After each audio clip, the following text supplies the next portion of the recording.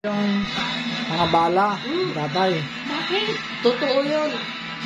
Ay, pasaway niya na kayo. Bata-bata pa. Oo, saan mo binenta? Grade 1. Grade 1 yata.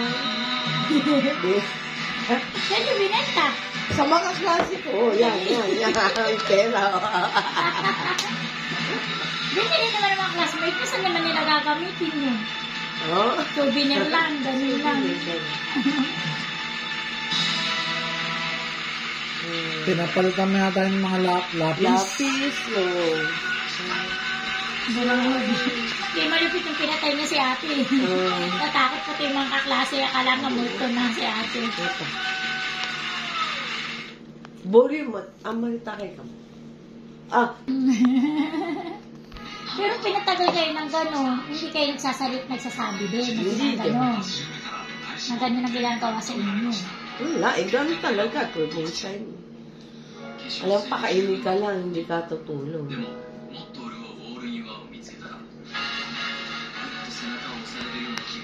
Para nakwenta pa nga namin nung kayo umuwi, ang kapal ng balakubak niyo talaga doginan din yung ulo niyo.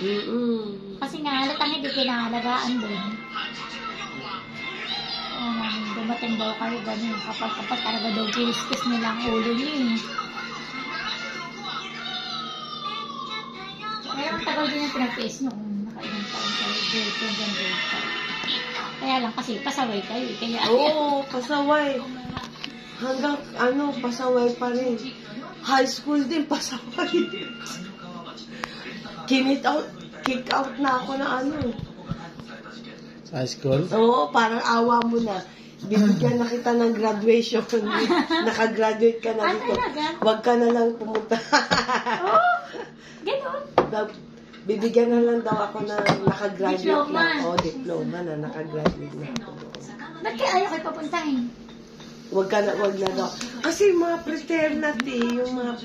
Bakit member ba kayo? Oo, member ako. Magpapalo din kayo? Oo, yung namin sa panyo yun. Yung mga sasakyan. Napakapasaway niyo talaga. Oo. Kaya naman pala kayo napapadala sa munti eh. Kaya sino ba yun? Si nanay ni Ate Cora? Raquelio. Oo, yun ang... Teacher yun dun eh. Teacher siya doon. Alam na alam. Sumbong kay nanay. Ano sabi ni nanay? Nagmakaawa doon na pwede ako i-transfer sa ibang school. Napakapasaway niyo sa pare. Mga fraternity, no? Daming fraternity dyan.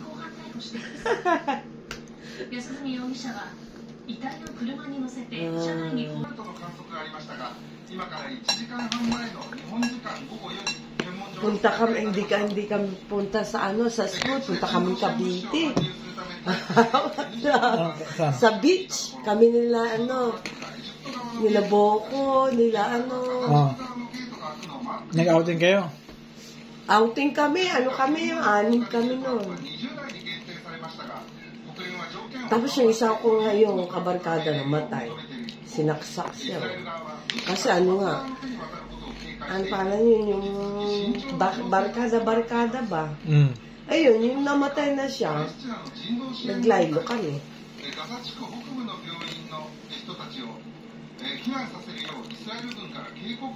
Sinaksak mo.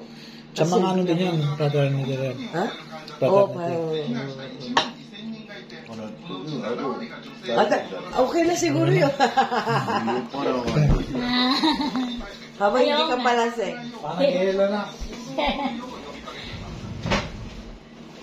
16年なんですが、イスラム組織ハマスに捕らえられた今度16年。が心配される中、アメリカ国籍の女性 Siguro mga ate. 解放されました。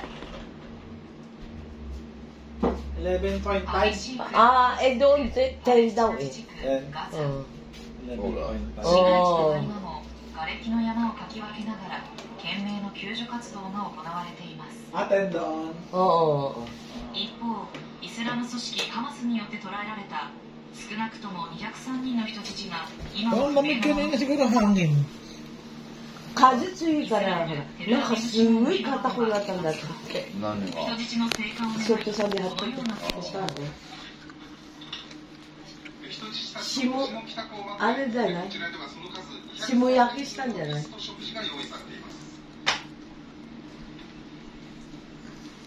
あれはワイン。並べられた203人分の椅子や食器。子供の席には